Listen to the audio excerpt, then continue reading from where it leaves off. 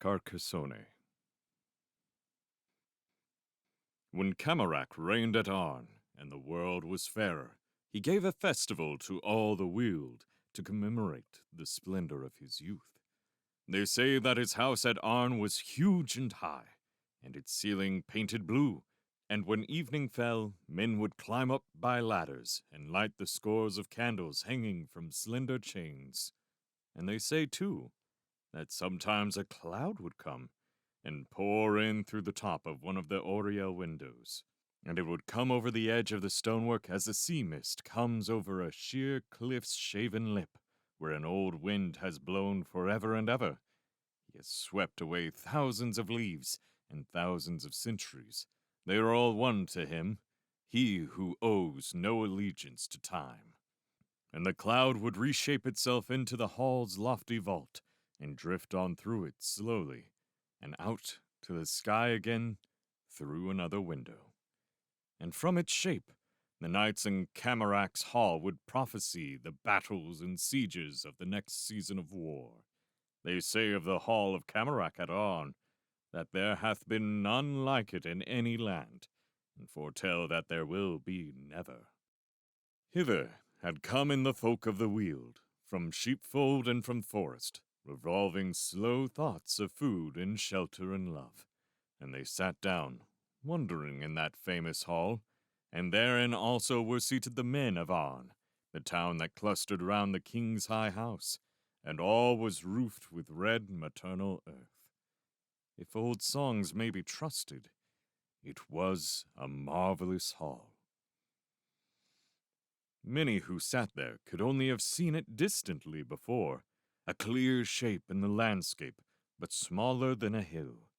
Now they beheld along the wall the weapons of Camarac's men, of which already the lute players made songs, and tales were told at evenings in the byres.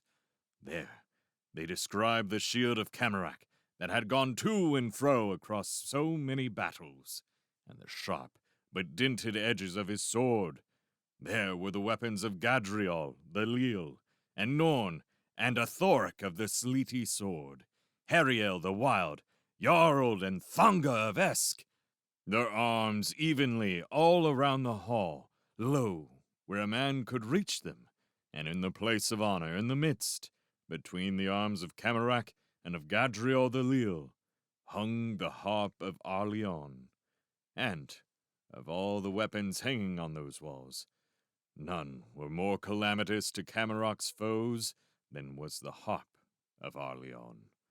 For, to a man that goes up against a strong place on foot, pleasant indeed is the twang and jolt of some fearful engine of war that his fellow warriors are working behind him, from which huge rocks go sighing over his head and plunge among his foes. And pleasant to a warrior in the wavering light are the swift commands of his king, and a joy to him are his comrades' instant cheers, exulting suddenly at the turn of the war.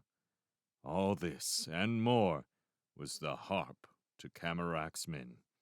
For not only would it cheer his warriors on, but many a time would Arleon of the harp strike wild amazement into opposing hosts by some rapturous prophecy suddenly shouted out while his hands swept over the roaring strings. Moreover, no war was ever declared till Camarac and his men had listened long to the harp, and were elate with the music, and mad against peace. Once, Arleon, for the sake of a rhyme, had made war upon Esteban, and an evil king was overthrown, and honor and glory won. From such queer motives does good sometimes arise. Above the shields and the harps all round the hall were the painted figures of heroes of fabulous famous songs, too trivial because too easily surpassed by Camarac's men seemed all the victories that the earth had known. Neither was any trophy displayed of Camarac's 70 battles, for these were as nothing to his warriors or him compared with those things that their youth had dreamed, in which they mightily purposed yet to do.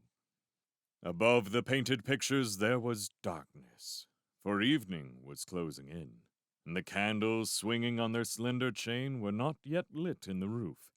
It was as though a piece of the night had built into the edifice like a huge natural rock that juts into a house. And there sat all the warriors of Arn and the Weald folk, wondering at them. And none were more than 30, and all were skilled in war. And Camarach sat at the head of all, exulting in his youth.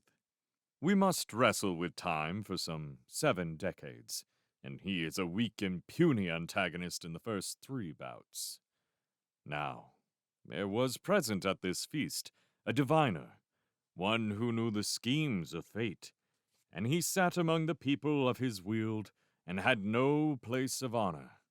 For Camarach and his men had no fear of fate, and when the meat was eaten and the bones cast aside, the king rose up from his chair, and having drunken wine, and being in the glory of his youth, and with all his knights about him, called to the diviner, saying, "Prophecy!" And the diviner rose up, stroking his grey beard, and spake guardedly. "There are certain events," he said, "upon the ways of fate that are veiled even from a diviner's eyes, and many more are clear to us that are better veiled from all. Much I know that is better unforetold, and some things that I may not foretell on pain of centuries of punishment. But this I know and foretell, that you will never come to Carcassonne." Instantly there was a buzz of talk, telling of Carcassonne. Some had heard of it in speech or song, some had read of it, and some had dreamed of it. And the king sent Arlion of the harp down from his right hand to mingle with the Weald folk, to hear aught any that told of Carcassonne. But the warriors told of the places they had won too, many a hard-held fortress, many a far-off land, and swore that they would come to Carcassonne. And in a while came Arlion back to the king's right hand, and raised his harp, and chanted, and told of Carcassonne. Far away it was, and far, far away, a city of gleaming ramparts, rising one over other, and marble terraces behind the ramparts, and fountains shimmering on the terraces. To Carcassonne, the elf kings with their fairies had first retreated from men, and had built it on an evening late in May, by blowing their elfin horns. Carcassonne! Carcassonne! Travelers had seen it sometimes like a clear dream, with the sun glittering on its citadel upon a far-off hilltop. And then the clouds had come, or a sudden mist.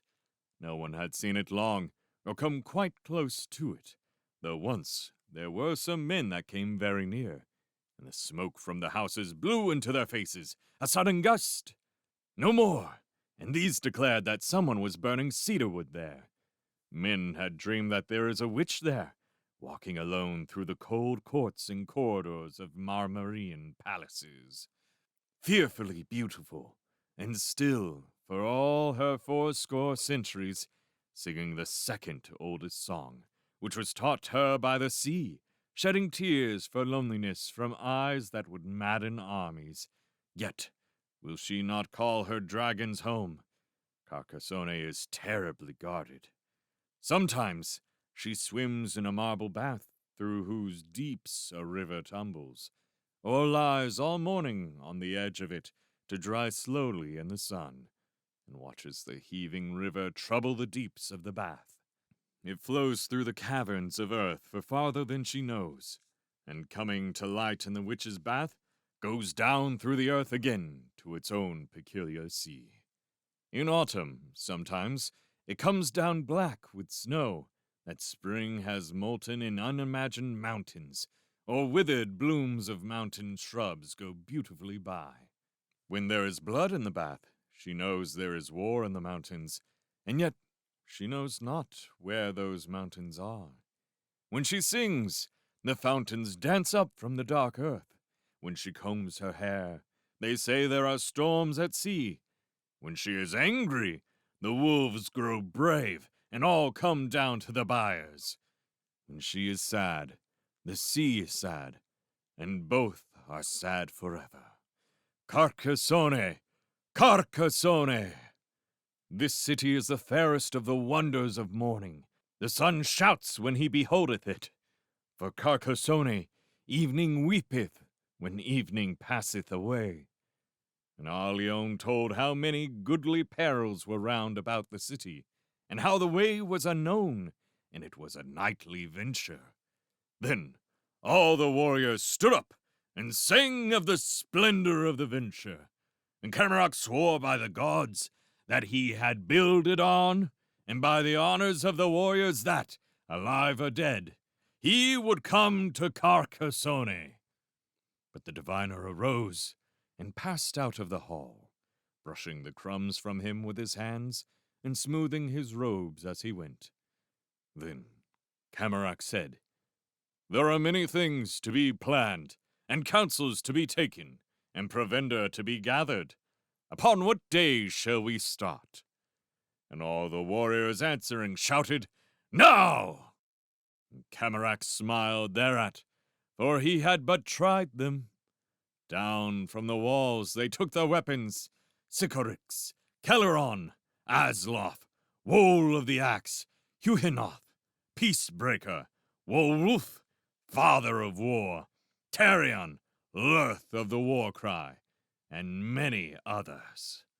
Little then dreamed the spiders that sat in that ringing hall of the unmolested leisure they were soon to enjoy. When they were armed, they all formed up and marched out of the hall, and Arleon strode before them, singing of Carcassonne. But the talk of the Weald arose, and went back well-fed to byres. They had no need of wars or of rare perils. They were ever at war with hunger. A long drought or hard winter were to them pitched battles. If the wolves entered a sheepfold, it was like the loss of a fortress. A thunderstorm on the harvest was like an ambuscade.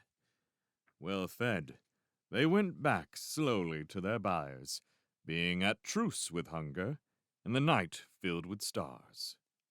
And black against the starry sky appeared the round helms of the warriors as they passed the tops of the ridges. But in the valleys they sparkled now and then as the starlight flashed on steel. They followed behind Arleon, going south, whence rumors had always come of Carcassonne. So they marched in the starlight, and he before them singing.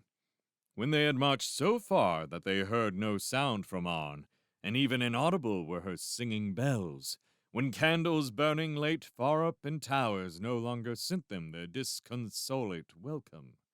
In the midst of the pleasant night, that lulls the rural spaces, weariness came upon Arleon, and his inspiration failed. It failed slowly. Gradually, he grew less sure of the way to Carcassonne. Awhile he stopped to think, and remembered the way again, but his clear certainty was gone, and in its place were efforts in his mind to recall old prophecies and shepherd songs that told of the marvelous city. Then, as he said over carefully to himself a song that a wanderer had learnt from a goatherd's boy, far up the lower slope of ultimate southern mountains, fatigue came down upon his roiling mind like snow on the winding ways of a city, noisy by night, stilling all. He stood, and the warriors closed up to him.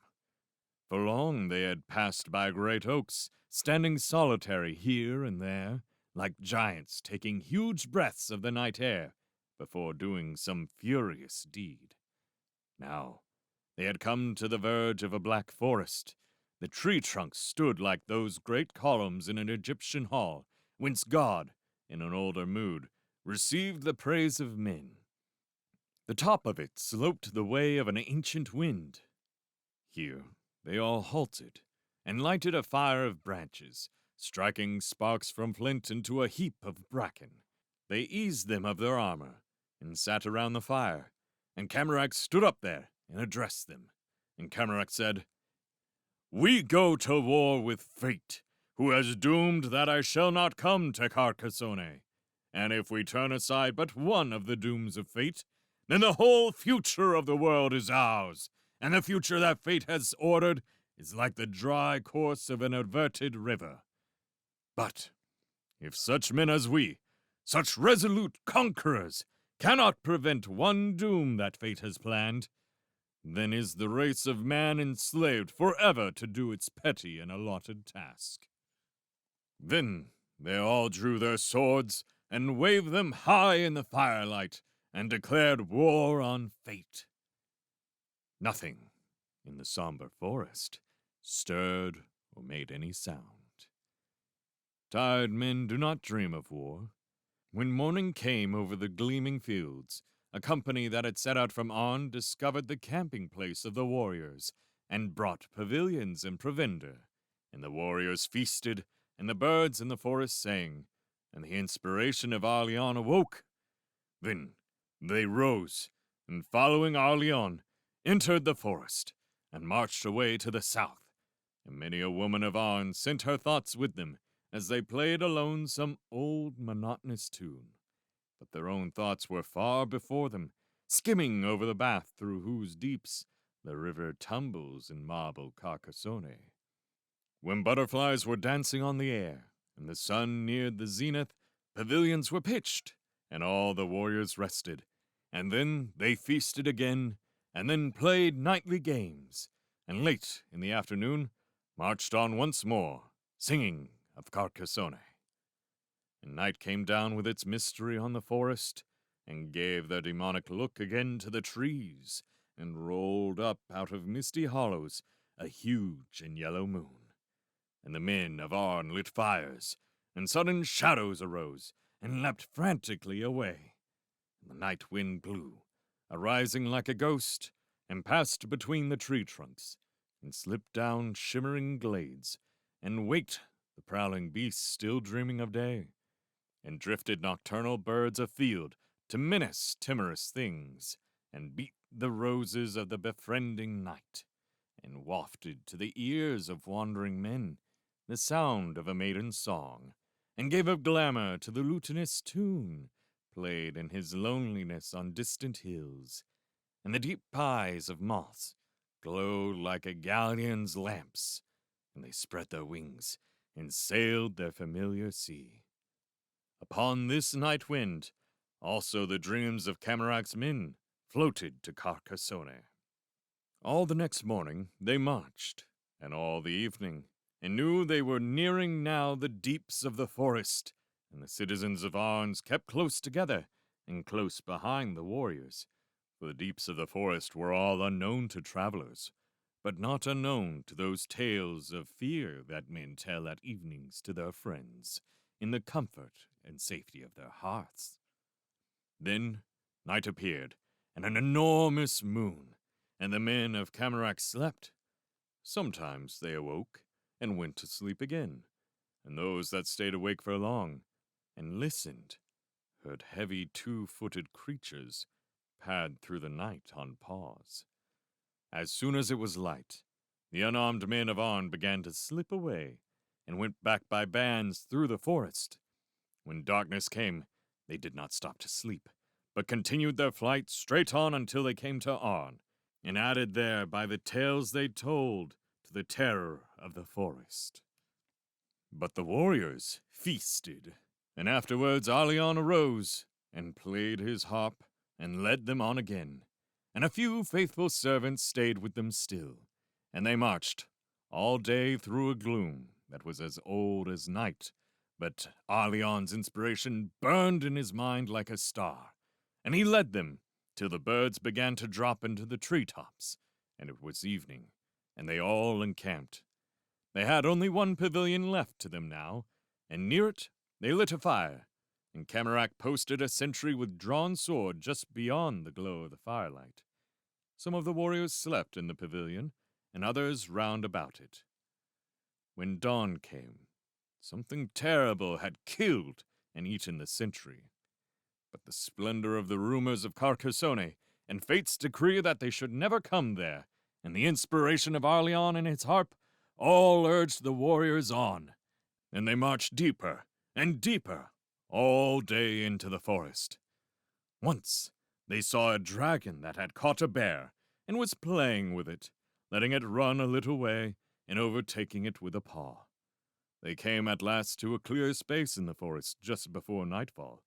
An odor of flowers arose from it like a mist, and every drop of dew interpreted heaven unto itself. It was the hour when twilight kisses earth. It was the hour when a meaning comes into senseless things, and trees out majesty the pomp of monarchs, and the timid creatures steal abroad to feed, and as yet the beasts of prey harmlessly dream, and earth utters a sigh, and it is night. In the midst of the wide clearing, Camarac's warriors camped, and rejoiced to see stars again, appearing one by one. That night, they ate the last of their provisions, and slept unmolested by the prowling things that haunt the gloom of the forest. On the next day, some of the warriors hunted stags, and others lay in rushes by a neighboring lake, and shot arrows at waterfowl. One stag was killed, and some geese, and several teal.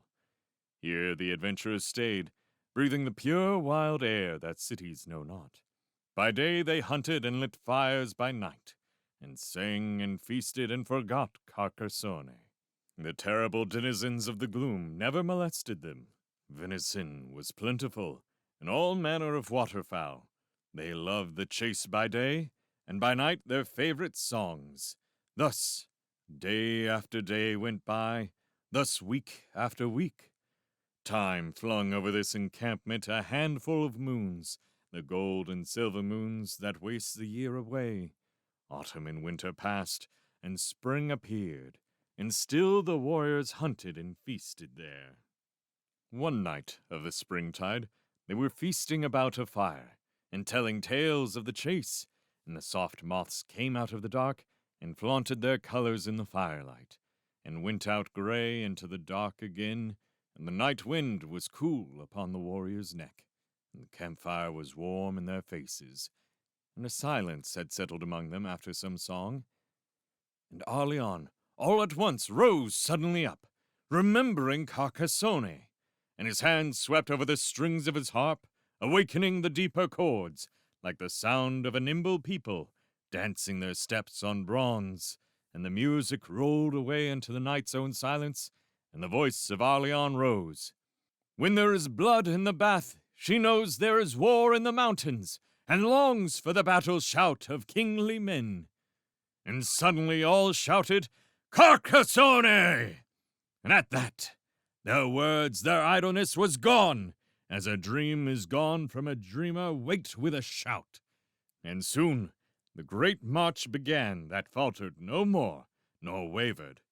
Unchecked by battles, undaunted in lonesome spaces, even unwearied by the vulturous years, the warriors of Camarok held on, and Arleon's inspiration led them still.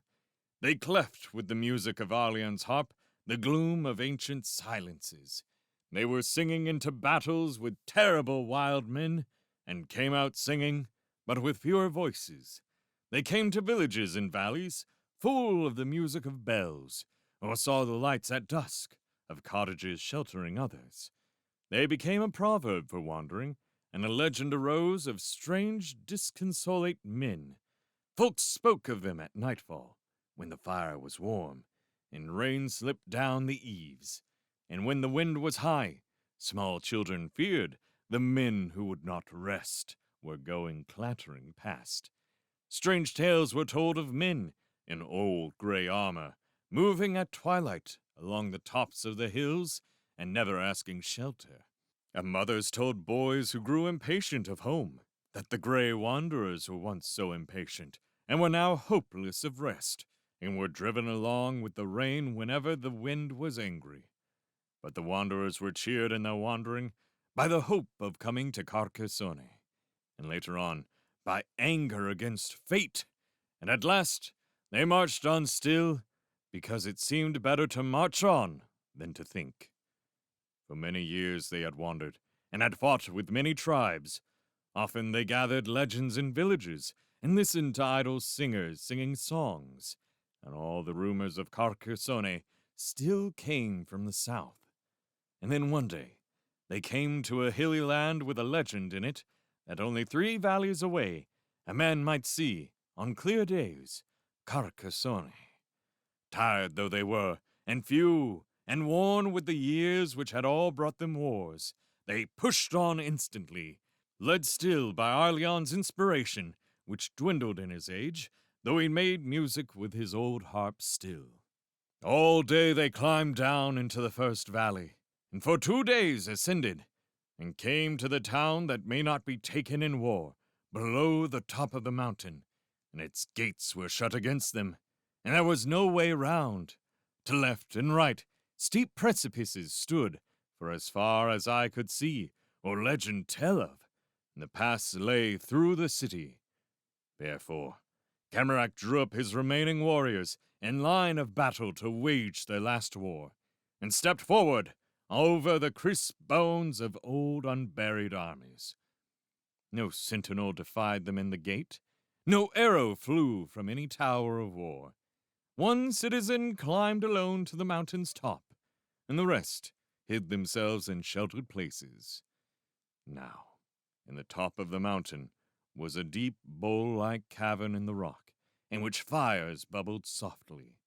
But if any cast a boulder into the fires, as it was the custom for one of those citizens to do when enemies approached them, the mountains hurled up intermittent rocks for 3 days, and the rocks fell flaming all over the town and all round about it. And just as Camarac's men began to batter the gate, they heard a crash on the mountain, and a great rock fell beyond them and rolled into the valley. The next 2 fell in front of them on the iron roofs of the town. Just as they entered the town, a rock found them crowded in a narrow street and shattered 2 of them. The mountain smoked and panted.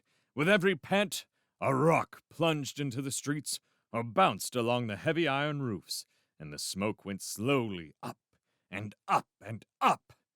When they had come through the long town's empty streets to the locked gate at the end, only 15 were left. When they had broken down the gate, there were only 10 alive. 3 more were killed as they went up the slope, and 2 as they passed near the terrible cavern. Fate let the rest go some way down the mountain upon the other side, and then took 3 of them. Camarac and Arleon alone were left alive. And night came down on the valley to which they had come, and was lit by flashes from the fatal mountain, and the 2 mourned for their comrades all night long. But when the morning came, they remembered their war with fate, and their old resolve to come to Carcassonne, and the voice of Arleon rose in a quavering song and snatches of music from his old harp, and he stood up and marched with his face southwards as he had done for years, and behind him Camarac went. And when at last they climbed from the 3rd valley, and stood on the hill's summit in the golden sunlight of evening, their aged eyes saw only miles of forest and the birds going to roost. Their beards were white, and they had traveled very far and hard. It was the time with them when a man rests from labors and dreams in light sleep of the years that were, and not of the years to come. Long they looked southwards, and the sun set over remoter forests, and glowworms lit their lamps, and the inspiration of Arleon rose and flew away forever, to gladden, perhaps, the dreams of younger men. Arleon said, "My king, I know no longer the way to Carcassonne." And Camarac smiled, as the aged smile, with little cause for mirth, and said, "The years are going by us like huge birds, whom doom and destiny and the schemes of God have frightened up out of some old grey marsh. And it may well be that against these no warrior may avail, and that fate has conquered us, and that our quest has failed." And after this, they were silent. Then they drew their swords, and side by side went down into the forest, still seeking Carcassonne. I think they got not far, for there were deadly marshes in that forest, and gloom that outlasted the nights, and fearful beasts accustomed to its ways. Neither is there any legend, either in verse or among the songs of the people of the fields, of any having come to Carcassonne.